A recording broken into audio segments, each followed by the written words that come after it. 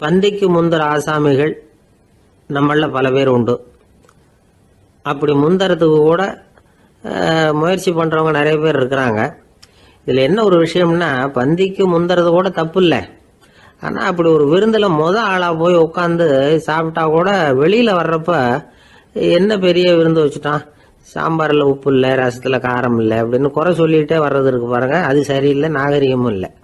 கல்யாண பத்திரிகையில் என்ன போட்டிருக்குது, என் பொண்ணுக்கும் இன்னார் பையனுக்கும் கல்யாணம், எல்லாரும் குடும்பத்தோடு வந்திருந்து மணமக்கள் ஆசீர்வதிக்கணும், இப்படி தானே போட்டிருக்கோம்.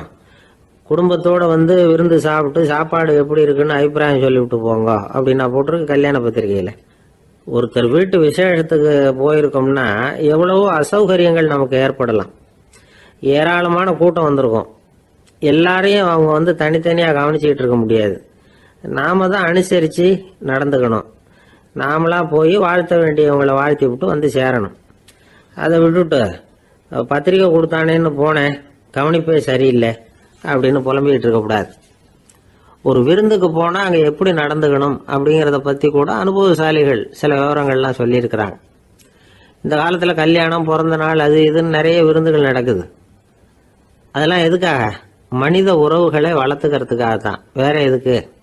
ஒரு விருந்துக்கு போனால் அமைதியாக பொறுமையாக போய் உட்காரணும். அடித்து பிடிச்சிக்கிட்டு இடத்த பிடிக்க போகிறேன் அப்படின்னு நிற்கக்கூடாது. முதல் பந்தி நடந்துக்கிட்டு இருந்தால் அது முடிஞ்சு இலை எடுத்து சுத்தம் பண்ணதுக்கு அப்புறம் போய் உட்கார்றது தான் நாகரீகம். இலை எடுக்கிறதுக்கு முன்னாடியே அங்கே போய் உட்காந்தா நல்லா இருக்காது. நீங்கள் சாப்பிட்டுட்டு உட்காந்துருக்கீங்களா, சாப்பிட்றதுக்கு உட்காந்துருக்கீங்களா, பார்க்குறவங்களுக்கு சந்தேகம் வந்துடும். அதே மாதிரி இலையில எல்லா ஐட்டமும் பரிமாறினதுக்கு அப்புறம் சாப்பிட ஆரம்பிக்கணும்.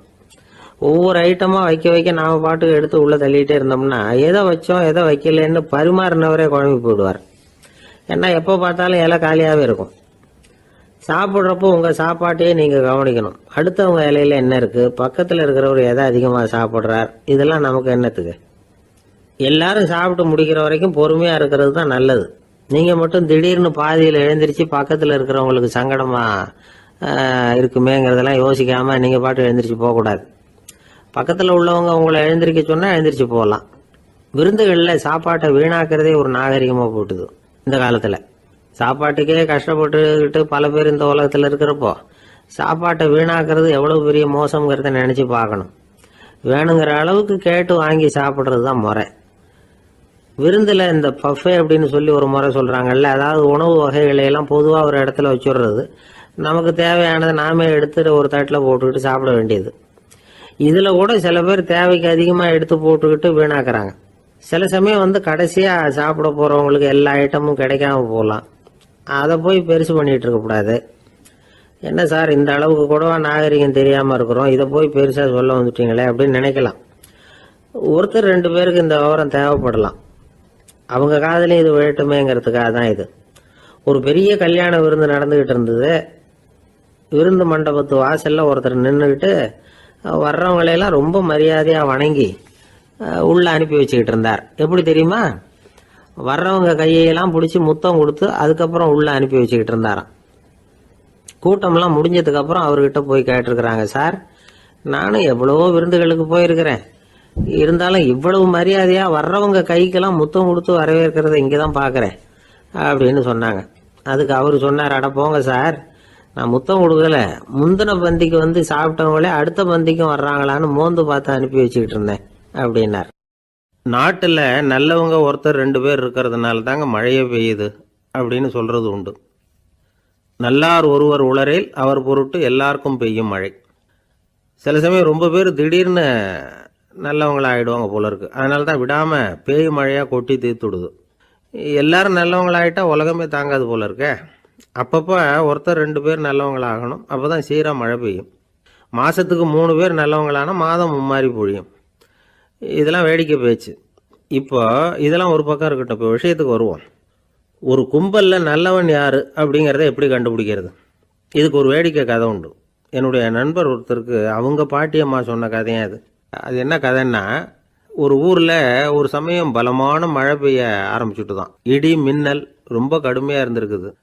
ஆரம்பித்த மழை வர வர கடுமையாக ஆகிட்டு இருக்குதே தவிர நிற்கிற பாடாக தெரியல. ஊர் ஜனங்கள்லாம் பார்த்தாங்க. இதுக்கு மேலேயும் வீட்டு உள்ள இருந்தால் ஆபத்துங்கிறத புரிஞ்சுக்கிட்டாங்க. ஏன்னா வீடெல்லாம் இடிஞ்சு விழுந்துருமோங்கிற பயம். உடனே எல்லாரும் புறப்பட்டு ஊருக்கு பொதுவாக இருந்த ஒரு மண்டபத்தில் போய் தங்கிக்கிட்டாங்க. மின்னல் கடுமையாக இருந்தது. இடி எந்த நேரத்துலையும் விழலாம்ங்கிற நிலைமை. எப்போ விழலாம்னு பார்த்துக்கிட்டு இருக்குது. அந்த மண்டபத்தில் இருந்த ஜனங்கள் மனசுக்குள்ள ஒரு பயம். நம்ம கூட்டத்தில் யாராவது ஒரு கெட்டவன் பாவம் பண்ணவன் இருந்தால் கூட இடி இந்த மண்டபத்தில் விழுந்துரும், அது எல்லாருக்கும் ஆபத்து அப்படின்னு நினச்சாங்க. சரி, இதுக்கு என்ன பண்ணலாம் அப்படின்னு யோசனை பண்ணாங்க. அந்த கூட்டத்தில் ஒரு பெரியவர் இருந்தார். அவர் ஒரு யோசனை சொன்னார். இதோ பாருங்க, அதுக்கு ஒரு வழி இருக்குது. அதோ எதிர்த்தாப்புல கொஞ்சம் தூரத்தில் ஒரு உயரமாக மரம் ஒன்று இருக்குது பாருங்க. பொதுவாக இடி சுலபமாக விழறது அது மாதிரி உயரமான மரத்தில் தான். நம்ம கூட்டத்தில் இருக்கிறவங்க எல்லாரும் ஒவ்வொருத்தராக போய் அந்த மரத்தை தொட்டு விட்டு திரும்பி வந்துடணும். நம்மள பாவம் பண்ணவன் யாரோ அவன் அந்த மரத்தை தொடுற சமயத்தில் இடி விழுந்துடும், அவன் மட்டும் போயிடுவான், மண்டபத்தில் இருக்கிற நாமெல்லாம் பொழைச்சிக்கலாம் அப்படின்னு ஐடியா கொடுத்தார் அந்த பெரியவர். இது நல்ல யோசனையாக பட்டது. எல்லாரும் ஒத்துக்கிட்டாங்க. ஒவ்வொருத்தராக போய் அந்த மரத்தை தொட்டு விட்டு திரும்பி வந்தாங்க. இடி எதுவும் விழலை. இன்னமும் பாவம் பண்ண ஆசாமி அதை போய் தொடலை போல இருக்கு அப்படின்னு நினச்சிக்கிட்டாங்க. ஒவ்வொருத்தராக போகிறாங்க. எல்லாரும் போய் தொட்டுவிட்டு வந்தாச்சு. இன்னும் ஒரே ஒரு ஆசாமி தான் பாக்கி. கடைசியாக இருந்த அந்த ஆள் பயந்துட்டான். இது வரைக்கும் இடி விழலைன்னா இப்போ என்ன அர்த்தம்? இப்போ நாம தான் பாக்கி, நாம தான் தப்பு பண்ண ஆள் போல இருக்கு அப்படின்னு நினச்சிட்டான். அதனால் துணிச்சலாக போய் தொடுறதுக்கு பயந்தான், தயங்கிக்கிட்டே இருந்தான். இருந்தாலும் மற்றவங்கள்லாம் சும்மா இருப்பாங்களா? கட்டாயப்படுத்தி கழுத்தை பிடிச்சி தள்ளாத குறையா அவனை தள்ளி விட்டாங்க, போய் தொட்டுட்டு வாடான்னு.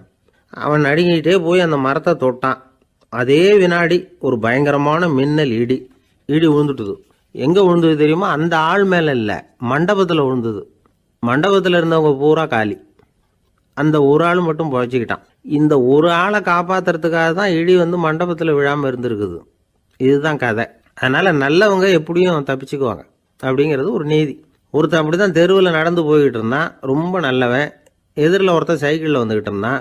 அதில் மோதி இவன் கீழே விழுந்துட்டான். சைக்கிள்காரன் உடனே இறங்கி இவனை தூக்கி விட்டான். இவன் எழுந்திரிச்சு அவனை முறைச்சி பார்த்தான். அப்படி பார்க்காதீங்க சார், நீங்கள் ரொம்ப புண்ணியம் பண்ணியிருக்கீங்க, அதுதான் இப்போ சைக்கிளில் மோதிக்கிட்டீங்க அப்படின்றான்.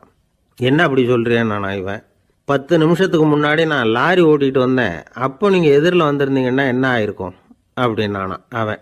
அந்த ஆள் என்னை கண்ணா பண்ணான்னு திட்டி விட்டான் சார், அதை நினச்சா எனக்கு ரொம்ப வருத்தமாக இருக்குது அப்படின்னு சொல்லி கவலைப்பட்டார் ஒருத்தர். இதில் கவலைப்படுறதுக்கு என்ன இருக்குது அப்படின்னார் ஒரு பெரியவர். அவர் ஒரு மகான். என்ன சார் இப்படி சொல்கிறீங்க, ஒருத்தர் நம்ம பார்த்து திட்டுனா வருத்தமாக இருக்காதா அப்படின்னார். அது எப்படி வருத்தமாக இருக்கும், திட்டுறதுங்கிறது என்ன, அது வெறும் சத்தம் தானே அப்படின்னார் அந்த பெரியவர். நம்ம ஆளுக்கு தலையை பிச்சுக்கலாம் போல இருந்தது. இருக்காது அப்படின்னா நமக்கு அப்படி தானே தோணுது. அந்த பெரியவர் சொல்கிறது ரொம்ப பெரிய விஷயம். அதை நாம் புரிஞ்சிக்க முயற்சி பண்ணலாம்னா நடைமுறை வாழ்க்கைக்கு அது ஒத்து வர்றது மாதிரி தெரிய மாட்டேங்குது. இருந்தாலும் அந்த பெரியவர் அதுக்கு என்னதான் விளக்கம் கொடுக்குறாருன்னு பார்ப்போமே. ஒரு ரயில் போயிட்டுருக்கு, அதில் ஒரு சாது போயிட்டுருக்கார். அந்த ரயில் அவர் ஹரித்வாரம் போயிட்டுருக்கார். அவர் ரயிலில் ஏகப்பட்ட கூட்டம். நம்ம ஊர் ரயில் கேட்க வேணும், டிக்கெட் வாங்கிட்டு கொஞ்சம் பேர், வாங்காத கொஞ்சம் பேர். அது என்னத்துக்கு அனாவசியமாக டிக்கெட் அப்படிங்கிற நினப்பில் பாதி பேர். இந்த கூட்டத்துக்கு மத்தியில் அந்த சாதுவும் போயிட்டுருக்கிறார். உட்கார்றதுக்காக இருந்த இடத்துல ஒரு ஆள் படுத்துருக்கிறான், கொஞ்சம் முரட்டு ஆசாமி. அவன் கால் பக்கத்தில் கொஞ்சோண்டு இடம் பாக்கி இருந்தது. அந்த இடத்துல இந்த சாது உட்காந்துருந்தார். மெதுவாக உட்காந்துக்கிட்டார் போய். ஆனால் அந்த ஆள் ராத்திரி பூரா இவரை காலால் உதச்சிக்கிட்டே இருக்கிறான். அது இவருக்கு ரொம்ப அவமானமாக பட்டுது. அதனால் துக்கம் ஏற்பட்டது. இருந்தாலும் அதை ஒரு மாதிரியாக சகிச்சுக்கிட்டே இவர் சேர்ந்தார். பொழுது விடிஞ்சது. அந்த சாது ஹரித்வார் சேர்ந்தார். அங்கே ஒரு பெரிய ஞானியை சந்தித்தார். ராத்திரி ரயிலில் அந்த ஆள் உதைச்சதையும் அதனால் தனக்கு ஏற்பட்ட துக்கத்தையும் இந்த சாது அந்த ஞானிகிட்ட சொன்னார். சொல்லிவிட்டு, ஏன் சுவாமி, எனக்கு துக்கம் ஏற்பட்டதே அது தப்பா அப்படின்னு கேட்டார். தவறு தான்னார் அந்த ஞானி. உனக்கு இன்னமும் தேக அபிமானம் போகலைங்கிறது தான் அது காட்டுது. அஷ்டாவக்கிரர் என்ன சொல்கிறார் தெரியுமா? உண்மையான ஞானி யாராவது தன்னை வந்தனை செய்தால் அதற்காக சந்தோஷப்பட மாட்டார், யாராவது நிந்தனை செய்தால் அதற்காக வருத்தப்பட மாட்டார் அப்படின்னு சொல்கிறார். நிந்தனைங்கிறது ஒரு ஒலி தான். தேகாபிமானம் இருக்கிற வரைக்கும் இந்த ஒலி நம்மளை வேதனைப்படுத்தும். நான் தேகம் இல்லை, ஆத்மா அப்படிங்கிற நினைவு இருந்தால் இந்த ஒலி நம்மளை பாதிக்காது. மனு என்ன சொல்கிறார் தெரியுமா? ஒரு சாதகன் பாராட்டுதலை விஷம்னு நினச்சி பயப்படணும், அவமானத்தை அமிர்தம்னு நினச்சி சந்தோஷப்படணுங்கிறார். அவமானப்பட்டால் கவலைப்படாமல் எப்படி இருக்க முடியும் அப்படின்னு தான் நமக்கு தோணும். அதனால தான் நம்மளில் யாரும் இதுக்கு உதாரணமாக யாரையும் காட்ட முடியல. புத்தரையும் கபீரையும் உதாரணமாக காட்டுறாங்க. அவங்களுக்கெல்லாம் அவமானம் ஏற்பட்டப்போ கவலையே படலையாம். புத்தரை அவமானப்படுத்தணுங்கிறதுக்காக கௌசாம்பி ராணி ஒரு இளம் பெண்ணை கொலை பண்ணி சடலத்தை புத்தர் குடிசைக்கு முன்னாடி போட சொன்னார். போட்டாங்க. புத்தர் தான் அந்த பொண்ணை கெடுத்து கொலை பண்ணி விட்டாருன்னு எல்லாரும் நினைச்சாங்க. ஆனால் புத்தர் இதை பற்றி கவலையே படலை. அப்புறமா உண்மை தெரிஞ்சதும் புத்தர் புகழ் இன்னும் அதிகமாயிட்டது. ஒரு பெரிய சபையில் ஒரு மோசமான பொண்ணு நுழைஞ்சி தனக்கும் கபீருக்கும் சம்பந்தம் உண்டுன்னு சொன்னார். கபீர் கவலைப்படலை. அவங்க மாதிரியெல்லாம் நாமளும் இருக்க கற்றுக்கணும். நிந்தனை, அபகீர்த்தி, அவமானம் எல்லாம் ஆண்டவன் கொடுக்குற பிரசாதம்னு நினைக்கணும் அப்படின்னு சொல்றார் அந்த ஞானி. இதை கேட்ட இந்த காலத்து ஆசாமி ஒருத்தர், நான் கூட அப்படிதான் சார், யாராவது அவமானப்படுத்தினா கவலைப்பட மாட்டேன். நேற்று கூட ஒருத்தர் என்ன பலார்னு அரைஞ்சுட்டார், நான் கொஞ்சம் கூட கவலைப்படலை, பேசாமல் வந்துட்டேன்னார். ஏன் அப்படி வந்துட்டீங்க அப்படின்னு. அவர் அரைஞ்சதுலேயும் ஒரு அர்த்தம் இருந்தது, அதனால தான் அப்படி வந்துட்டேன்னார். ஏன் அரைஞ்சாருன்னு கேட்டேன். 10 வருஷத்துக்கு முன்னாடி 15 ரூபா அவர்கிட்ட கடன் வாங்கினேன், அதை கேட்டு கேட்டு பார்த்துட்டு கடைசியாக தான் அரைஞ்சார் அப்படின்னார். ஆண்டவனுடைய பிரசாதம் இவருக்கு அடிக்கடி கிடைக்கும் போல. ஒரு பெரிய அரசன் இந்த உலகம் பூராவையும் ஆண்டுகிட்டு இருந்தான். ரொம்ப காலம் அப்படி அரசாட்சி பண்ணிக்கிட்டு இருந்தான். திடீர்னு அவனுக்கும் சில எதிரிகள் முளைச்சாங்க. அவங்கெல்லாம் ஒன்று சேர்ந்து இவனை தோற்கடிச்சுட்டாங்க. தோற்று போனதும் இவனுக்கு பயம் வந்துட்டுது, எங்கே எதிரிகள் நம்ம கொண்டுடுவாங்களோ அப்படின்னு. வெளியில் வந்தால் தனக்கு ஆபத்துன்னு பயந்துக்கிட்டு யாருக்கும் தெரியாமல் ஒரு குகைக்குள்ளே போய் பதுங்கி கிடக்கிறான். நிலைமையை பாருங்கள். முதல் நாள் அரண்மனையில் அதிகாரம் பண்ணிக்கிட்டு இருந்தவன் மறுநாள் குகையில் பயந்து போய் பதுங்கி கிடக்கிறான். ராத்திரி நேரம் வந்தது, பசி வயத்தை கிள்ளுது, பிச்சை எடுத்து சாப்பிட வேண்டிய நிலைமை. பிச்சை எடுக்கிறதுக்கு பாத்திரம் வேணுமே, என்ன பண்ணுறது அப்படின்னு அங்கேயும் இங்கேயும் பார்க்குறான். ஒரு மூலையில் யாரோ விட்டுட்டு போன ஒரு ஓடு கிடக்குது. அதை எடுத்துக்கிட்டு புறப்பட்டான். இருட்டில் வழி புரியல. ஏதோ ஒரு யூகத்தில் காலை மெதுவாக எடுத்து வச்சு நடந்து போயிட்டுருக்கிறான். வழியில் ஒரு கருப்பு நாய் படுத்து கிடந்தது. இருட்டில் அவன் இது கண்ணுக்கு சரியாக தெரியல. அவனுக்கு தவறி போய் காலை வச்சுட்டான். அது மேலே நாய் சும்மா இருக்குமா, வள்ளுன்னு விழுந்து கடிச்சு விட்டுது. காலை பார்க்குறான், காலத்தையும் நினச்சி பார்க்குறான். அரண்மனையில் வீரக்கழல் அணிந்த காலை உடைய மன்னா அப்படின்னு புகழ்வாங்களே புலவர்கள்லாம். ஆனால் அது இன்றைக்கி நாய் கடித்த காலம் ஆயிட்டுதே அப்படின்னு நினைக்கிறான். அது மட்டும் இல்லை, முன்னாடியெல்லாம் பொற்கிண்ணங்களில் தான் அவன் சாப்பிடுவான். ஆனால் இப்போது உடஞ்சி போன ஓட்டு, அது ஓட்டை கையில் வச்சுக்கிட்டு நிற்கிறான். அதில் யாராவது சாப்பாடு போடுவாங்களான்னு. முன்னாடியெல்லாம் நிறைய பேர் அரண்மனைக்கு வருவாங்க.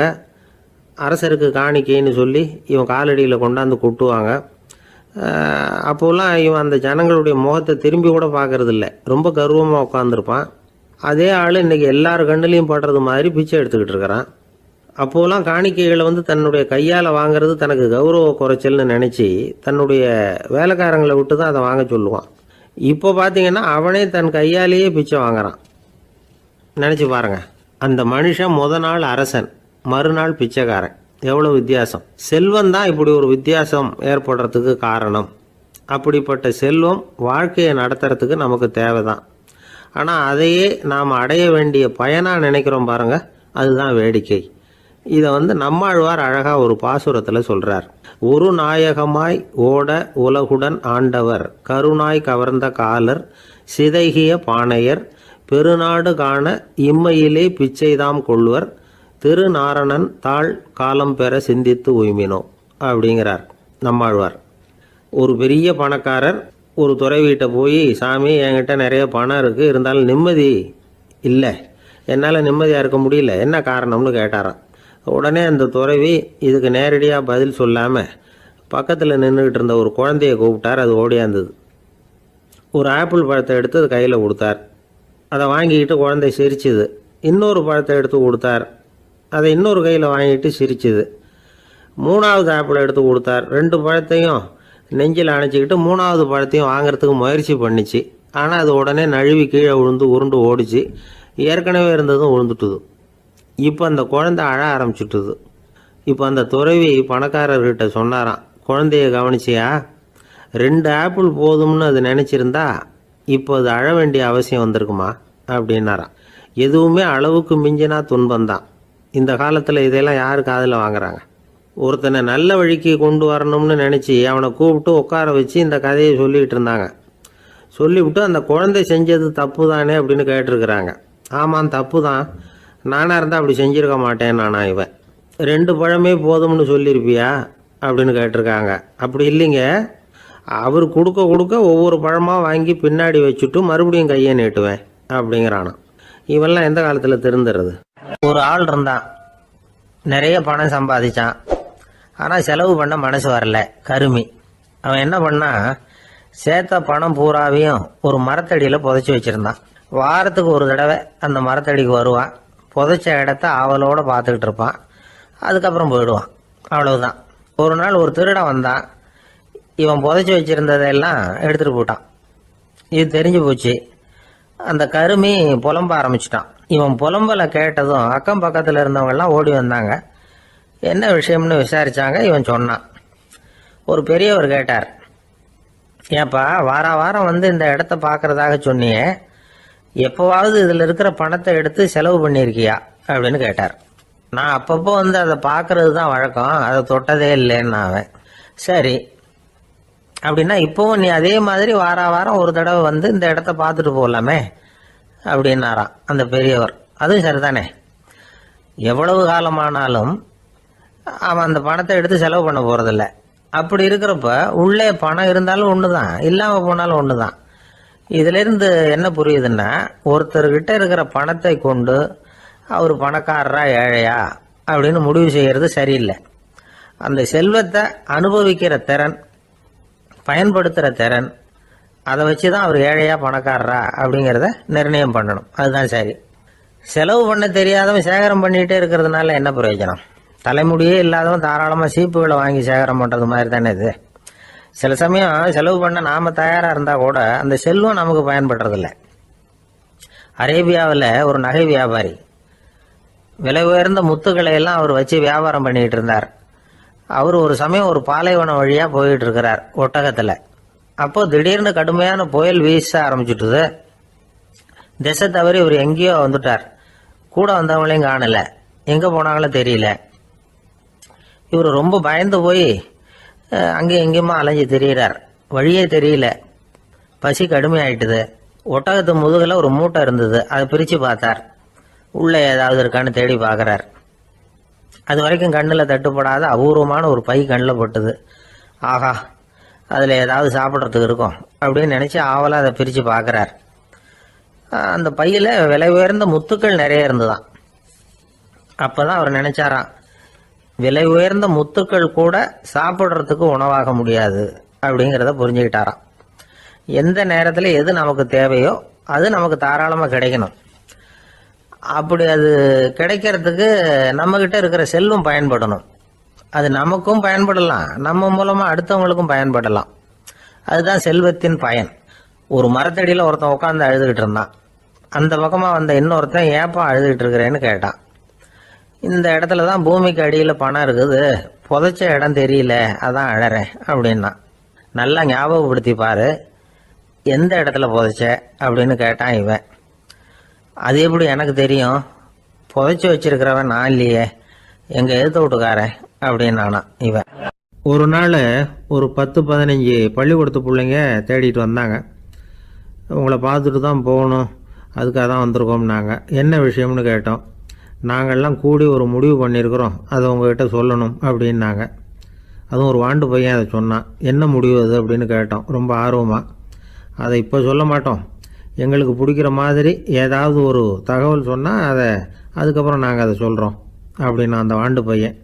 சரி, சின்ன பையன்கிட்ட இன்றைக்கி வசமாக மாட்டிக்கிட்டோம் அப்படின்னு நினச்சிக்கிட்டு அவங்களுக்கு தகுந்த மாதிரி ஒரு கதை சொல்ல ஆரம்பித்தோம். அது என்ன கதைன்னா, ஒரு பெரிய காடு, அதில் பலவிதமான மிருகங்கள். அந்த காட்டுக்கு ஒரு சிங்கம் தான் ராஜா. எப்பவும் காட்டுக்கு அது தானே ராஜா. ஒரு பெரிய யானைக்கு இது பொறுக்கலை. என்ன இது, எப்போ பார்த்தாலும் இங்கே சிங்கத்துக்கே ராஜா பதவி கிடைக்கிது, நான்லாம் எவ்வளவு பலசாலியாக இருக்கிறேன், அப்படி இருந்தும் எனக்கு அந்த பதவி கிடைக்கலையே அப்படின்னு தனக்குள்ளே பொறுமிக்கிட்டே இருந்தது. ராஜா பதவியை நினச்சி ரொம்ப ஏக்கம், அதுக்கு பதவி மோகம். இந்த சமயம் பார்த்து ஒரு குள்ள நெறி கூட்டம் அதை தேடிட்டு வந்தது. ஐயா பெரியவங்களே, நீங்கள் இந்த காட்டுக்கு ராஜாவாக இருக்க ஆசைப்படுறீங்க, அதில் ஒன்றும் தப்பு இல்லை. ஆனால் அதுக்கு முன்னாடி நீங்கள் எங்கள் கூட்டத்துக்கு கொஞ்ச நாள் தலைவராக இருங்க, அதாவது ராஜாவாக இருங்களேன், உங்களுக்கும் ஒரு ட்ரைனிங் கிடைச்சது மாதிரி இருக்கும் அப்படின்னு சொல்லியிருக்குது இந்த கூட்டம், குள்ளநெறி கூட்டம். இதை கேட்ட உடனே யானைக்கு ரொம்ப சந்தோஷம் தாங்கலை. அதுதான் எப்போன்னு பதவிக்காக காத்துக்கிட்டு இருக்குதே. இருந்தாலும் கொஞ்சம் பிகுவோட, சரி நீங்கள்லாம் இவ்வளோ தூரம் என்னை தேடிட்டு வந்து கேட்கறதுனால மறுக்க முடியல அப்படின்னு ரொம்ப ஏதோ அவளுக்கு சிரமப்பட்டு ஒத்துக்கிறது மாதிரி ஒத்துக்கிட்டது. ஏதோ உங்கள் ஆசைக்கு கட்டுப்படுறேன், கொஞ்ச நாள் உங்கள் கூட்டத்துக்கு ராஜாவாக இருக்கிறதுக்கு சம்மதிக்கிறேன் அப்படின்னுது. உடனே அந்த யானை ராஜ நட போட ஆரம்பிச்சிட்டுது. யானை சாதாரணமாக நடந்தாவே எப்படி இருக்குங்கிறது நமக்கு தெரியும். அதுவே ராஜ நடந்தால் எப்படி இருக்கும் கற்பனை பண்ணி பாருங்கள். யானை முன்னாடி கம்பீரமாக போய்கிட்டு இருக்குது, தலைவர் இல்லையா, அதனால் குள்ள நரிகள்லாம் ரொம்ப அடக்கமாக அது பின்னாடி அணிவகுத்து போயிட்டு இருக்குது. ராஜா வாழ்க, மன்னர் வாழ்க அப்படின்னு கோஷம் வேற. யானைக்கு தலைகால் புரியல, அவ்வளவு சந்தோஷம். அந்த யானைக்கு செருக்கு, ஆணவம் எல்லாம் ஏற்பட்டு போச்சு. அதுக்கப்புறம் அது தரையை பார்க்குமா, நிமிர்ந்து நடக்க ஆரம்பிச்சுட்டுது. தரையை பார்க்குறதே இல்லை. அப்படி போயிட்டுருக்கிறப்போ ஒரு சதுப்பு நிலத்தில் திடீர்னு காலை வச்சுட்டுது. அவ்வளோதான், கால் உள்ளே போட்டுது. இன்னொரு காலை எடுத்து வச்சுது, அதுவும் உள்ளே போட்டுது. அந்த 2 காலையும் எடுக்கிறதுக்காக அடுத்த 2 காலையும் அழுத்திச்சு, அதுவும் உள்ளே போக ஆரம்பிச்சுட்டுது. இப்போ 4 காலம் வசமாக சேத்துல அழுந்தி போச்சு, எடுக்க முடியல. குள்ள நரிகள்லாம் அதை சுற்றி சுற்றி வந்தது. சிலது சுற்றி நின்று டான்ஸ் ஆட ஆரம்பிச்சுட்டுது யானையை பார்த்துட்டு. இதை யானை பார்த்தது. என்ன இது தலைவர், நான் தவிச்சிக்கிட்டு இருக்கிறேன், தொண்டர்கள்லாம் சுற்றி நின்று வேடிக்கை பார்த்துக்கிட்டு இருக்கிறீங்க, டான்ஸ் ஆடுறீங்க அப்படின்னு கேட்டுதான். தொண்டர்களே, தலைவர் நான் தவிச்சிக்கிட்டு இருக்கிறது உங்களுக்கு தெரியலையா? இப்போ உடனே உங்கள் தலைவரை காப்பாற்ற வேண்டியது உங்கள் கடமை இல்லையா அப்படின்னு கத்துச்சான் அந்த யானை. குள்ள நரிகளில் ஒன்று முன்னாடி நின்று அந்த யானையை பார்த்து தான், தலைவரே எங்களுக்கு ரொம்ப நாளாக ஒரு ஆசை, அந்த ஆசையை நிறைவேற்றிக்கிறதுக்காகத்தான் உங்களை எங்கள் தலைவராக ஏற்றுக்கிறோம்னு சொன்னோம் அப்படின்னு தான். என்ன ஆசைன்னு கேட்டிருக்கு யானை. யானை கறி சாப்பிட்டு பார்க்கணுங்கிறது எங்களுக்கு ரொம்ப நாளாக ஆசை, அது இன்றைக்கி தான் நிறைவேற போகுது அப்படின்னு தான் அந்த நரி. இதை கேட்ட உடனே அந்த யானை அப்படியே மூர்ச்சி ஆகிட்டு தான். நரிகள்லாம் அது மேலே ஏறி குதற ஆரம்பிச்சுட்டு தான். பதவி மேலே இருந்த பேராசை அந்த பலசாலியான யானையையே மாட்டி விட்டுட்டுது பார்த்தீங்களா அப்படின்னு சொல்லி முடித்தோம் இந்த கதையை அந்த சின்ன பிள்ளைங்கக்கிட்ட. சரிங்க, இப்போ நாங்கள் உங்களை தேடி வந்த விஷயம் என்னங்கிறத சொல்லவா அப்படின்னா ஒரு வாண்டு பையன். சீக்கிரம் சொல்லு தம்பி, சஸ்பென்ஸ் தாங்கலை அப்படின்னோம். அவன் மெதுவாக எங்களை பார்த்து சொல்கிறான், எங்களுக்கு கொஞ்ச நாள் நீங்கள் தலைவராக இருந்தால் தேவலை அப்படின்னா. ஒரு பல்கலைக்கழகம், அங்கே ஒரு இலக்கிய பேராசிரியர், அவர் பாடம் நடத்திக்கிட்டு இருந்தார். ராபர்ட் ப்ரௌனிங் எழுதிய கவிதைகளை பற்றி சொல்லிகிட்டு இருக்கிறார். மாணவர்களும் ரொம்ப அக்கறையாக அதை கேட்டுக்கிட்டு இருக்கிறாங்க. ஒரு குறிப்பிட்ட கவிதையை பற்றி சொல்லும் பொழுது அந்த பேராசிரியருக்கே ஒரு சந்தேகம், அதாவது அந்த கவிதையின் சரியான அர்த்தம் என்னங்கிறதுல சந்தேகம். பேராசிரியர் யோசனை பண்ணார், அந்த கவிதையை முழுசாக புரிஞ்சிக்க முடியல. அதனால் மாணவர்களை பார்த்து சொன்னார், மாணவர்களே ஒரு நாள் பொறுத்துங்க, இந்த கவிதையை எழுதின கவிஞர் எங்கள் வீட்டுக்கு பக்கத்தில் தான் இருக்கிறார். இன்னைக்கு சாயந்தரம் நான் அவரை நேரிலேயே போய் பார்க்குறேன், பார்த்து இதுக்கு என்னங்க அர்த்தம்னு கேட்டுட்டு வந்துடுறேன், அதுக்கப்புறம் உங்ககிட்ட சொல்கிறேன் அப்படின்னாராம். அன்னைக்கு சாயந்தரமே அந்த பேராசிரியர் கவிஞரை தேடிக்கிட்டு போயிட்டார். கவிஞர் அவங்க வீட்டில் அவர் பாட்டு உட்காந்துருந்தாராம். இவர் போய் அவர் முன்னாடி உட்காந்தார். அப்புறம் கேட்டார், ஐயா அந்த கவிதையின் முழு பொருள் என்னன்னு தெரிஞ்சுட்டு போகிறதுக்காக வந்திருக்கிறேன் அப்படின்னாராம். எந்த கவிதை அப்படின்னாராம் அவர். இவர் அந்த கவிதையை சொல்லியிருக்கார். கவிஞர் கொஞ்சம் யோசனை பண்ணிவிட்டு அப்புறம் சொன்னாராம், பேராசிரியரே நீங்கள் கொஞ்சம் தாமதமாக வந்துட்டீங்கன்னாராம். இவருக்கு ஒன்றும் புரியல.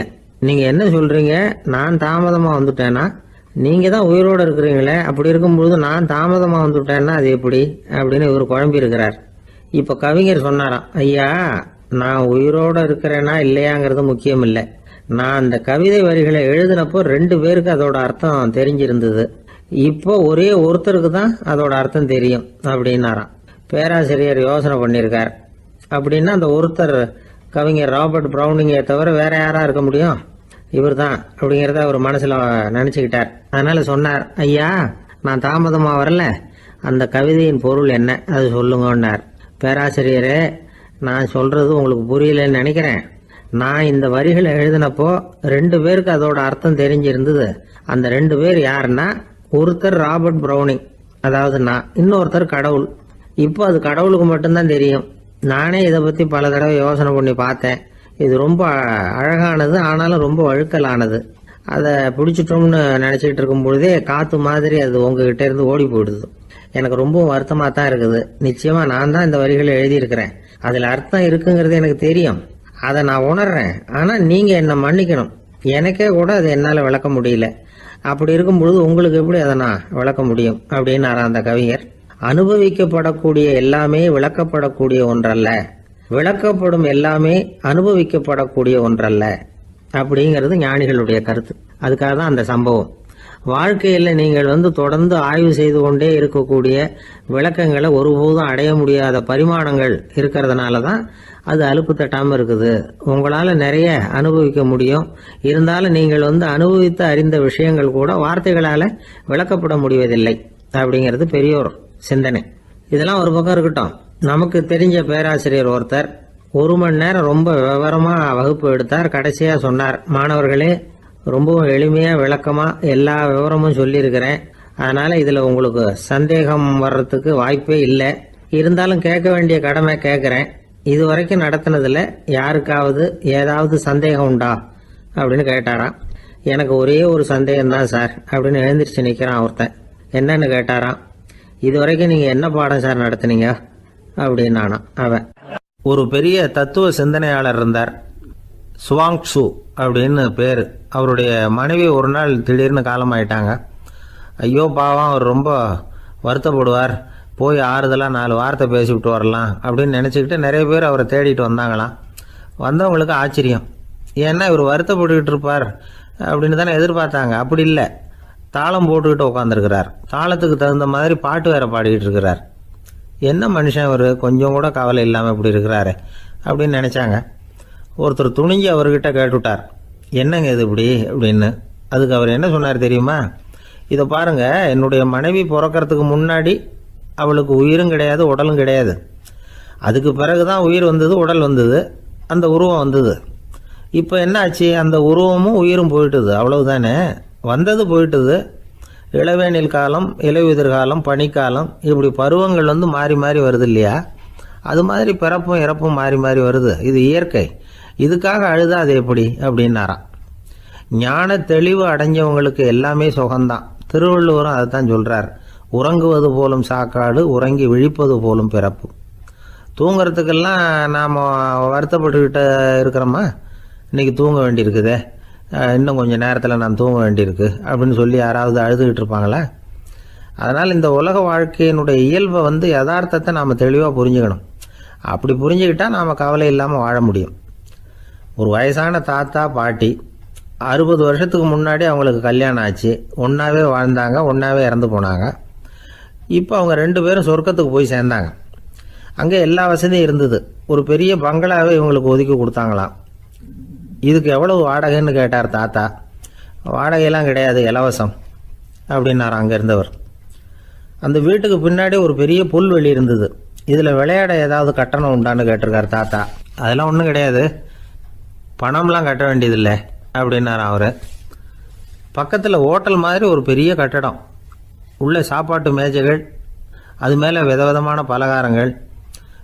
சாப்பாட்டுக்கெல்லாம் எவ்வளவு அப்படின்னு விசாரிச்சாராம் தாத்தா. அதுதான் சொன்னேனே, இங்கே எல்லாமே இலவசம்தான், எது வேணும்னாலும் சாப்பிட்லாம், எவ்வளவு வேணும்னாலும் சாப்பிட்லாம் அப்படின்னாரா. நீங்கள் சொல்கிறீங்க அப்படி, ஆனால் நான் சர்க்கரை சேர்த்துக்கக்கூடாது, உப்பு சேர்த்துக்கக்கூடாது, பாட்டி கையால் எப்பவும் பத்திய சாப்பாடு தான் அப்படின்னாராம் தாத்தா. இதை பாருங்கள், இங்கே உங்களுக்கு அந்த கவலையும் வேண்டியதில்லை. இங்கே நீங்கள் ஸ்வீட்டு சாப்பிட்லாம், காரம் சாப்பிட்லாம், உங்களுக்கு எந்த நோயும் வராது அப்படின்னாராம் அங்கே சொர்க்கத்தில் இருந்தவர். இதை கேட்ட உடனே அந்த தாத்தா பக்கத்தில் நின்ன பாட்டியை பார்த்து கத்தினாராம், அடி பாவி, எல்லாத்தையும் கெடுத்துட்டியே, நீ எனக்கு பத்திய சாப்பாடு போடாமல் கண்டதை திங்க விட்டுருந்தா 10 வருஷத்துக்கு முன்னாடியே நான் இங்கே சேர்ந்துருப்பேனே அப்படின்னாராம். அம்மாக்காரங்களுக்கு அடிக்கடி ஏற்படுற கவலை ஒன்று உண்டு. அதாவது குழந்தை சரியாக சாப்பிட மாட்டேங்குதே அப்படிங்கிற கவலை. இவங்கெல்லாம் ஒரு விஷயத்த நல்லா புரிஞ்சுக்கணும். குழந்தைகள்ங்கிறவங்க பெரியவங்க மாதிரி இல்லை. அவங்க கடிகாரத்தில் மணியை பார்த்துட்டு சாப்பிட்றதுக்கு உட்கார்ற ரகம் கிடையாது. பசிச்சா சாப்பிடுவாங்க, இல்லைன்னா விளையாடுவாங்க அல்லது தூங்குவாங்க. அது புரியாமல் அவங்கள கட்டாயப்படுத்தி அல்லது மிரட்டி சாப்பிட வைக்கிறது ரொம்ப தப்பு. ஒரு 8 மாச குழந்தைக்கு 3 மணி நேரத்துக்கு ஒரு தடவை பசிக்கும். அந்த நேரம் பார்த்து சாப்பாடு கொடுத்தா அடம் பண்ணாமல் அது பாட்டுக்கு சாப்பிட்றோம். அதே குழந்தைக்கு 1 வயசு ஆகிறப்போ 4 மணி நேரத்துக்கு ஒரு தடவை பசிக்கும். இந்த வயசுல இயற்கையாகவே பசி குறைஞ்சிருக்கும். அது புரியாம என் குழந்தை முன்னாடி மாதிரி இப்போ சரியா சாப்பிட மாட்டேங்கிறான் அப்படின்னு சில பேர் டாக்டர் கிட்ட போய் சொல்லிக்கிட்டு இருப்பாங்க. இன்னொரு விஷயம், ஒரு குழந்தைக்கு வயசு அதிகமாகிற வேகத்துக்கு உடம்பு எடையும் அதிகமாகிக்கிட்டே போகாது. உடம்பு எடை அதிகமாகிற வேகம் குறைஞ்சிக்கிட்டே வரும். 6 மாச குழந்தைக்கு ஒரு வாரத்தில் 150 கிராம் எடை கூடும். ஒரு வயசுல வாரத்துக்கு 71 கிராம் எடை கூடும். இது புரியாம அதிகமாக சாப்பாட்டை கொடுத்து குழந்தைய கஷ்டப்படுத்தக்கூடாது. ஏன்னா அளவுக்கு மீறின உணவு அஜீரணத்தை உண்டு பண்ணிவிடும். குழந்தைக்கு ஒரு தட்டில் கொஞ்சமாக ஆகாரத்தை வச்சு கொண்டுகிட்டு போய் கொடுக்கணும். மலை மாதிரி குவிச்சு வச்சா அதை பார்த்ததுமே பசி அடங்கி போயிடும். அடித்து மிரட்டி பயமுறுத்தி குழந்தைய சாப்பிட வைக்கிற பழக்கம் இருக்கு பாருங்க, அதுக்கு ஃபுட் ஃபோர்ஸிங் அப்படின்னு பேர். இப்படி பண்ணினா குழந்தைக்கு சாப்பாட்டில் விருப்பம் குறைஞ்சிரும், அதை கண்டாவே வெறுக்க ஆரம்பிச்சிடும். அது மாதிரி உளம் சார்ந்த பசி குறைவு, சைக்கோஜெனிக் அனோரெக்சியா, அது ஏற்படுமா. சாப்பாடுங்கிறதே ஒரு தண்டனை மாதிரி தோணும். குழந்தைகளுக்கு பிடிச்ச மாதிரியான ஆகாரத்தை கொடுக்கணும். சத்து அதிகம் இருக்குங்கிறதுக்காக அதுக்கு பிடிக்காத ஆகாரத்தை கொடுத்து கட்டாயப்படுத்தக்கூடாது. குழந்தைகளுக்கு 2 வயசு ஆகிறப்போ இயற்கையாகவே எதிர்மறை குணம் உண்டாகும். அதாவது அந்த எதிர்மறையாக பேசுறது, இது மாதிரி சமயங்களில் நாம் என்ன சொல்கிறோமோ அதுக்கு நேர்மாறாக நடந்துக்கும். ஏட்டிக்கு போட்டி, சாப்பிட சொன்னால் விளையாட போகும், விளையாட சொன்னால் சாப்பாடு கேட்கும். இதை புரிஞ்சுக்கிட்டு நடந்துக்கணும். குழந்தை சொன்ன பேச்சை கேட்கலேன்னு கோவப்படக்கூடாது. குழந்தை வளர வளர பிடிவாத குணம் வர்றது சகஜம். கேட்டதை வாங்கி கொடுத்தாதான் சாப்பிடுவேன் அப்படின்னு பிடிவாதம் பண்ணும். வாங்கி கொடுத்து விடுறது தான் உத்தமம். நீங்களும் அதுகிட்ட பிடிவாதம் பண்ணிட்டு இருக்கக்கூடாது. ஏன்னா கேட்டது கிடைக்கலையேங்கிற ஏமாற்றம் கூட குழந்தையோட பசியை குறைச்சிரும். கேட்டது கிடைச்சிட்டா பசி அதிகமாகும், கொடுத்ததை மலமலன்னு சாப்பிட்றோம். குழந்தைகளுக்கு கண்ட கண்ட நேரத்தில் சாப்பிட்றதுக்கு எதையாவது வாங்கி கொடுத்துக்கிட்டு இருந்தா சாப்பாட்டு நேரத்தில் சாப்பிடாம அடம் பண்ண ஆரம்பிச்சிடும். பள்ளிக்கூடம் போகிற பிள்ளைங்க காலை உணவை சரியாக சாப்பிட மாட்டாங்க. அச்சம், அவசரம், பரபரப்பு இதெல்லாம் தான் காரணம். பள்ளிக்கு புறப்படுறதுக்கு ஒரு 3/4 மணி நேரத்துக்கு முன்னாடியே சாப்பாடு போட்டுருங்க, அது சரியாக போடும். படிக்கிற குழந்தைகள் உடல் சோர்வு, மனச்சோர்வு இது காரணமாக கூட சாப்பிட மறுக்கிறது உண்டு.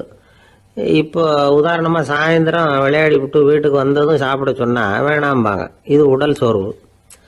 ரொம்ப நேரம் வீட்டு பாடங்களை செஞ்சு முடித்த கையோடு சாப்பிட சொன்னாலும் அவங்களால சரியாக சாப்பிட முடியாது. இது உளச்சோர்வு, அதாவது மனச்சோர்வு. இதை தவிர குழந்தைகளுக்கு உடல் நலக்குறைவு ஏற்பட்டால் கூட சாப்பிட மறுக்கிறது உண்டு. சில மருந்து மாத்திரைகள் கூட பசியை குறைச்சிரும். அதனால் சரியாக தெரிஞ்சுக்கிட்டு குழந்தைகளை சாப்பிட வைக்கணும். அது புரியாமல் கையில் சாப்பாட்டு தட்டை வச்சுக்கிட்டு குழந்தைகளை விரட்டிக்கிட்டு அலையக்கூடாது. ஒரு சின்ன பையன் சொன்னான், எங்கள் அம்மா சாப்பாடு போடுறது தெரிஞ்சா நான் உடனே வீட்டை விட்டு வெளியில் ஓடி போடுவேன் அப்படின்னா. ஏன் அப்படி பண்ணுறேன்னு கேட்டோம். எங்கள் அப்பா கூட அது மாதிரி தான் சார் பண்ணுவார் அப்படிங்கிறான். தூர விலகு, இப்படி ஒரு பழமொழி உண்டு. எதுக்காக இப்படி சொல்லி வச்சாங்க? துஷ்டன் ஏதாவது தொந்தரவு கொடுப்பான், அதனால அவனை கண்டா பயந்துக்கிட்டு ஓடி ஒளிஞ்சுக்கோ அப்படின்னா இதுக்கு அர்த்தம் அப்படி இல்லை. ஒரு துஷ்டன் கிட்ட நெருங்கி போறோம்னு வச்சுக்கோங்க, அவன் நமக்கு கெடுதலான ஆலோசனைகள் எதையும் சொல்லலாம், அல்லது அவன் தீய உணர்வுகள் உள்ளவனா இருக்கலாம், அல்லது தீய செயல்கள் செய்யக்கூடியவனா இருக்கலாம், அல்லது தீய நட்புனால அவன் ஏற்கனவே கெட்டு போனவனா கூட இருக்கலாம். இப்படிப்பட்டவனை நெருங்கி போனா அவனோட பாதிப்பு நமக்கும் வந்துடும். அதனால விலகி போ அப்படின்னு சொல்றாங்க. இதையே கொஞ்சம் விவரமா இப்ப பார்ப்போமே. இப்ப இந்த துஷ்டர்களை 4 வகையா பிரிக்கிறாங்க. இந்த 4 வகைக்கும் உதாரணம் வேணும்னா வேற எங்கேயும் போக வேண்டியதில்லை, மகாபாரதத்தை பார்த்தாவே போதும். அதுல இந்த 4 வகையான தீயோரும் வர்றாங்க. முதல் வகைக்கு உதாரணம் சகுனி. இவன் மனசுல எப்பவும் தீய எண்ணங்கள் தான் நிறைஞ்சி இருக்கும். கனவுல கூட தீய ஆலோசனைகள். யாராவது ஒருத்தர் நல்லபடியா வாழ்ந்தா அதை இவனால சகிச்சுக்க முடியாது. இப்படிப்பட்டவனோட நெருங்கிய தொடர்பு துரியோதனனுக்கு கிடைச்சது. துரியோதனன் எப்படின்னா அவன் ஏற்கனவே தீய காரியங்கள் செய்யறதுக்கு தயங்காதவன். அப்படிப்பட்டவனுக்கு தீய போதனைகள் செய்யறதுக்கு சகுனி உதவுனா. இந்த 2 பேரோட சகவாசம் இன்னொருத்தனுக்கு கிடைச்சது. அவன் யாருன்னா துச்சாதனன். அவன் தீய நடத்தை உள்ளவன். இந்த 3 பேரும் ஒண்ணு சேர்ந்தா என்னத்துக்கு ஆகும்? உலகமே கெட்டு போடும்ல. இந்த 3 துஷ்டர்களோட நல்லவன் ஒருத்தன் சேர்ந்தான். அவன் தான் கர்ணன். கர்ணன் வந்து இயல்பாவே உத்தம குணம் உள்ளவன். அவன் நல்லவங்களோட சேராம இப்படிப்பட்ட கெட்டவங்க கிட்ட வந்து நட்பு வச்சுக்கிட்டான். அதனால அவனும் தீய செயல்களில் ஈடுபடுறது மாதிரி ஆயிடுது. துரியோதனனுடைய நண்பனா அவனுடைய ஆதரவுல வளர்ந்ததுனால அவனுக்கு துணையா இருக்க வேண்டி இருக்குது அப்படின்னா. நட்பு உரிமையினால உதவி புரிய வேண்டியது சரிதான், அது தப்புன்னு சொல்ல முடியாது. இருந்தாலும் தீய செயல்களுக்கு உதவி செய்யறது சரியில்லை. புத்தி பலம் புஜ பலம் எல்லாம் இருந்தா கூட தெய்வ பலம் இல்லைன்னா ஜெயிக்க முடியாது. கர்ணன் வந்து மகா வீரன், இருந்தாலும் கடைசியில் அவன் கதி என்னாச்சு? அவங்ககிட்ட எல்லா நல்ல குணங்களும் இருந்தது, இருந்தாலும் ஏன் இப்படி ஆச்சு? தீயவர்களுடைய சேர்க்கை தான் காரணம். அவங்களோட சேர்ந்ததுனால இவனையும் அப்படியே நினைக்க ஆரம்பிச்சுட்டாங்கல்ல. 4 வகை துஷ்டர்கள்ல இவனும் ஒரு வகை அப்படின்னு சொல்ல ஆரம்பிச்சிட்டாங்க. அதாவது தீய ஆலோசனைக்கு சகுனி, தீய உணர்வுகளுக்கு துரியோதனன், தீய செய்கைக்கு துச்சாதனன், தீய நட்புக்கு கர்ணன். இப்படி உதாரணமாயிட்டான். அதனாலதான் துஷ்டரை கண்டால் தூர விலகு அப்படின்னு சொன்னாங்க.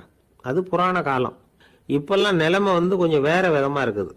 அன்னைக்கு ஒரு நாள் அப்படிதான் ஒரு காட்டு பாதையில யாரோ ஒருத்தர் அடிபட்டு கிடந்தார். யாரோ ஒரு துஷ்டன் அவனை வந்து அடிச்சு போட்டுட்டு போயிட்டான் போல இருக்கு.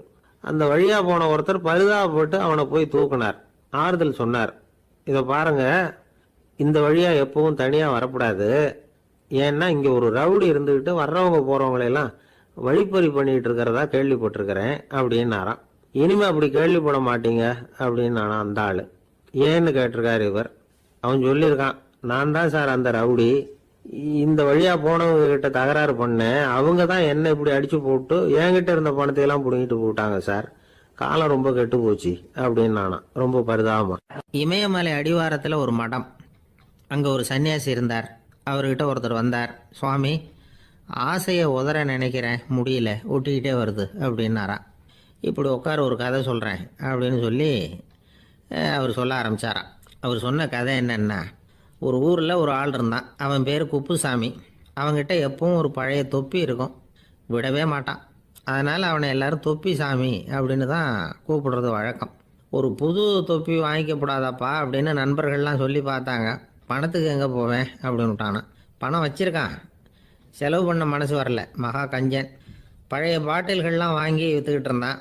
அப்படி ஒரு தடவை பழைய கண்ணாடி சாமான்களை ஏலத்தில் எடுத்தப்போ அதில் ஒரு அருமையான சென்ட்டு பாட்டில் கிடச்சிது. உடனே ஒரு ஐடியா பண்ணான். அந்த சென்ட்டை வந்து சின்ன சின்ன பாட்டில்களில் அடைச்சி ஜன்னல் ஓரமாக அடுக்கி வச்சுட்டான். அதை விற்றா நிறைய பணம் கிடைக்குமே, அதனால்.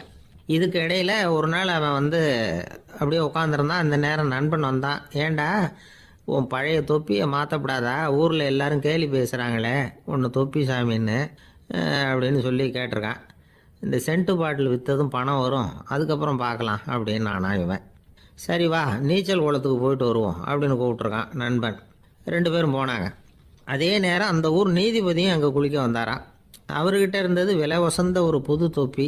அதை அங்கே இருந்த ஸ்டாண்டில் மாட்டிவிட்டு குளிக்க போனார். இதுக்கிடையில் குப்புசாமி குளிச்சுட்டு வந்தான். அவனுடைய பழைய தொப்பியை காணலை. அந்த புது தொப்பியை பார்த்தா இது நண்பனுடைய வேலை தான் அப்படிங்கிறதாக புரிஞ்சுக்கிட்டு அதை எடுத்து மாட்டிகிட்டு வந்துட்டான். நீதிபதி குளிச்சுட்டு வந்து பார்க்குறாரு, தொப்பியை காணும். போலீஸில் புகார் கொடுத்தார்.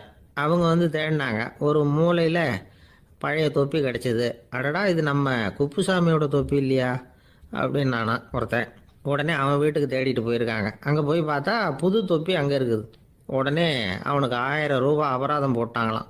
அவன் பணத்தை கட்டிவிட்டு ரொம்ப எரிச்சலோடு வீட்டுக்கு வந்தான்.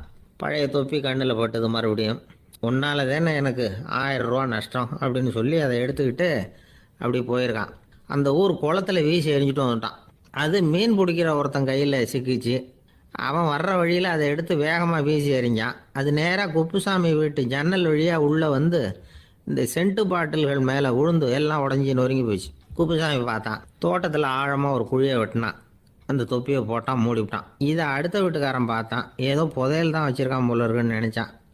போலீஸில் போய் புகார் கொடுத்துட்டான். மறுபடியும் போலீஸ் குழியை தோண்டினாங்க. பழைய தொப்பி மறுபடியும் வெளியில் வந்தது. எல்லோரும் சிரிக்கிறாங்க. அன்னைக்கு ராத்திரியே அந்த தொப்பியை எடுத்துக்கிட்டு நேராக புறப்பட்டான். ஒரு கல்லில் அதை சேர்த்து கட்டி குடிநீர் தொட்டி இருக்கும்ல, அதில் போட்டுட்டு வந்துட்டான். இனிமேல் என்ன பண்ணும் பார்ப்போன்னு. ஒரு நாள் திடீர்னு குழாயெல்லாம் அடைப்பட்டு போச்சு. மாநகராட்சி அலுவலர்கள் வந்து என்னன்னு பார்த்தா அந்த பழைய தொப்பி குழாயை அடைச்சிக்கிட்டு இருக்குது. இது குப்புசாமியோட தொப்பிங்கிறது தான் எல்லாருக்கும் தெரியுமே. உடனே குடிநீரை பாழாக்கணத்துக்காக குப்புசாமிக்கு கோர்ட்டு 2500 ரூபா அபராதம் போட்டுவிட்டுது. அதையும் கட்டிவிட்டு வெளில வந்தான். கடைசியாக முடிவு பண்ணான். ஒரு நெருப்பு குச்சியை கிழிச்சான். தொப்பியை கொளுத்தினான். எரிஞ்சது. எடுத்து வெளில எரிஞ்சான். கொஞ்ச நேரத்தில் தீ அணைப்பு படம் வந்துட்டுது. ஆமாம், இவன் எடுத்து எரிஞ்சது வெளியில் விழுந்து வீட்டு கூரையே பற்றிக்கிட்டு எரிய ஆரம்பிச்சுட்டுது.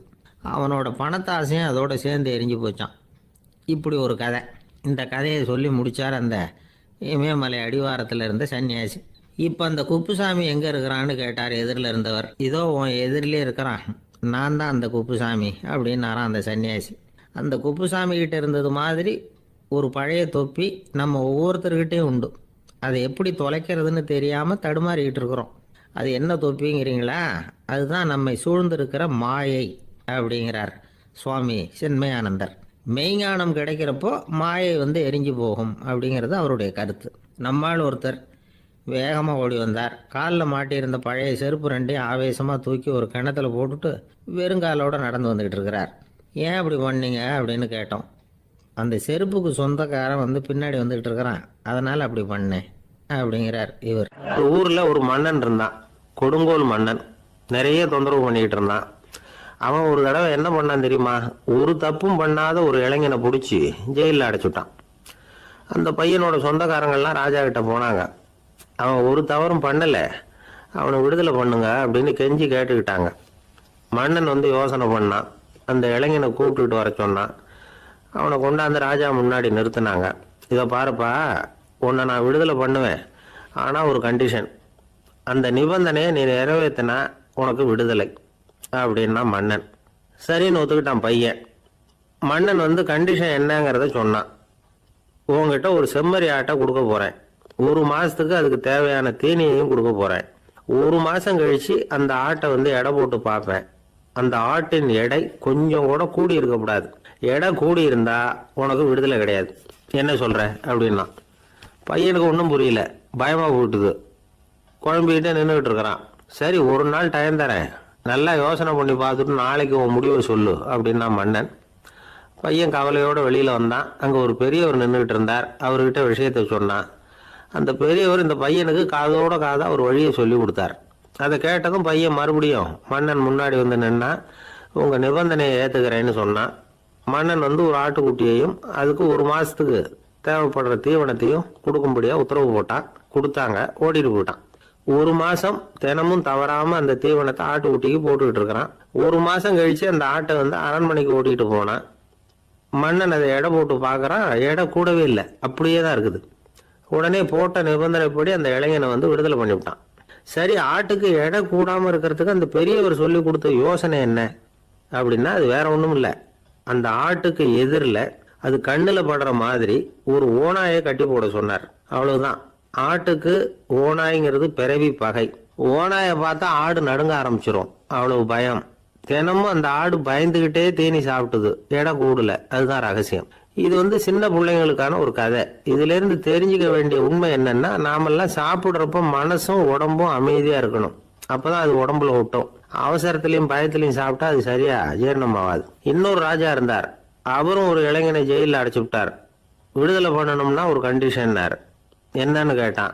ஒரு ஆட்டுக்குட்டியை உன் முன்னாடி கொண்டாந்து நிறுத்துவேன், நீ அதுகிட்ட ஒரு கேள்வி கேட்கணும், அதுக்கு சரியான பதிலை சொல்லணும். அப்படி செஞ்சுட்டா உனக்கு விடுதலைன்னார். இளைஞன் யோசனை பண்ணி பார்த்தான். சரின்னு ஒத்துக்கிட்டான். அது பிரகாரமே ஆட்டுக்குட்டிய பதில் சொல்ல வச்சுட்டான். என்ன நடந்தது தெரியுமா? ஆட்டுக்குட்டியை கொண்டாந்து நிறுத்தினாங்க. இவன் மெதுவா அதுகிட்ட போனான். அது காதுகிட்ட போய் ஏப்ரலுக்கு அடுத்த மாசம் என்ன மாசம்னு கேட்டான். அது உடனே மேன்னு கத்திச்சு. இவன் விடுதலை ஆயிட்டான்.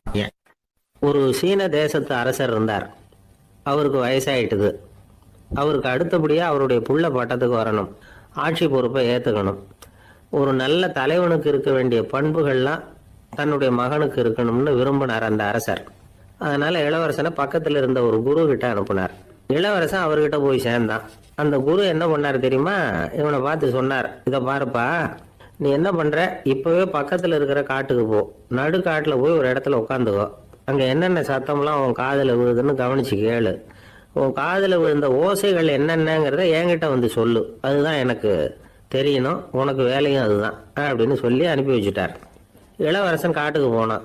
குரு சொன்னபடியே ஒரு இடத்துல உட்காந்து கவனிச்சு கேட்டான். அதுக்கப்புறம் குரு கிட்ட திரும்பி வந்தான். என்னென்ன சத்தம்லாம் கேட்ட அப்படின்னு கேட்டார் குரு.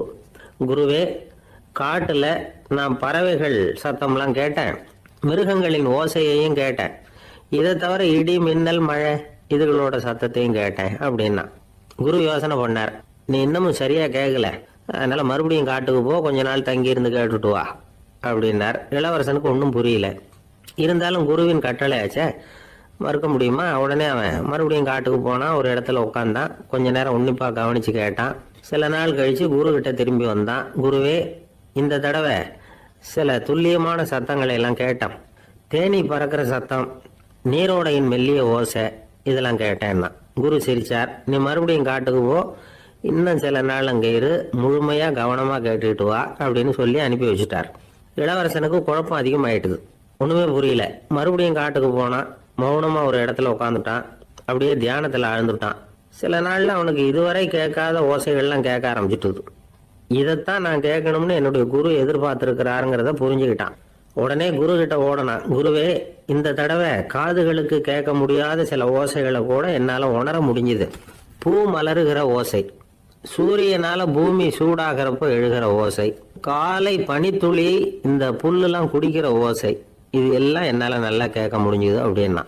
குருவுக்கு இப்பதான் திருப்தி ஏற்பட்டுதான். இளவரசனை பார்த்து சொன்னார், இந்த பாருப்பா, இப்பதான் நாட்டை ஆளுகிற தகுதி உனக்கு வந்திருக்குது அப்படின்னு சொல்லி அதுக்கு விளக்கமும் கொடுத்தாராம். எந்த அரசன் தன்னுடைய மக்களின் எதையும் பேசுகிற மௌன மொழியை, மௌன வார்த்தைகளை கேட்கிறானோ அவன் தான் ஆள தகுதி உள்ளவன். எந்த அரசன் தன்னுடைய மக்களின் உணர்ச்சிகளை உண்மையா உணர்றானோ அவன் தான் முதன்மையான அரசன். போலி வார்த்தைகளை மட்டும் கேட்டுட்டு பல மௌன ராகங்களை காதல வாங்கிக்காதவன் அரசனே இல்லை. எந்த நாட்டுல எப்போ ஒரு அரசன் தன்னுடைய மக்களின் உணர்ச்சிகளை கேட்க மறுக்கிறானோ அன்னையிலிருந்தே அந்த நாடு அழிய தொடங்குது அப்படின்னு அர்த்தம். இதுதான் அந்த குரு இளவரசனுக்கு போதிச்சது. வாயால பேசுறத மட்டும் கேட்டு ஏமாறக்கூடாது, உணர்ச்சிகளையும் கேட்கறதுல தான் மனப்பக்குவம் உண்டாகும். மக்கள் உணர்ச்சிகளை புரிந்து கொள்ளாத அரசர்கள் நீடிச்சிருக்க முடியாது. அது மாதிரி நாடுகள்ல அடிக்கடி குழப்பம் தான் உண்டாகும். அப்படி இருந்தா அடிக்கடி ஆட்சி மாறிட்டு இருக்கும். அப்படிப்பட்ட ஒரு தேசம், அங்க ஒரு சிறைச்சாலையில 3 கைதிகள் பேசிக்கிட்டு இருந்தாங்க. ஒருத்தன் சொன்னான், நான் இந்த நாட்டு ராஜாவை எதிர்த்து பேசிக்கிட்டு இருந்தேன், அதனால என்னை பிடிச்சி கொண்டாந்து இங்க போட்டுட்டாங்க அப்படின்னா ஒருத்தன். இன்னொருத்தன் சொன்னான், நான் இந்த நாட்டு ராஜாவை ஆதரிச்சு பேசிக்கிட்டு இருந்தேன், அதனால என்ன பிடிச்சி கொண்டாந்து இங்க தள்ளி விட்டாங்க அப்படின்னா. அது சரி, நீ என்ன தப்பு பண்ண அப்படின்னு சொல்லி 3வது ஆளை பார்த்து இவங்க கேட்டாங்க. அதுக்கு அந்த ஆளு சொல்றான், நான் தான் இந்த நாட்டு ராஜா அப்படின்னா.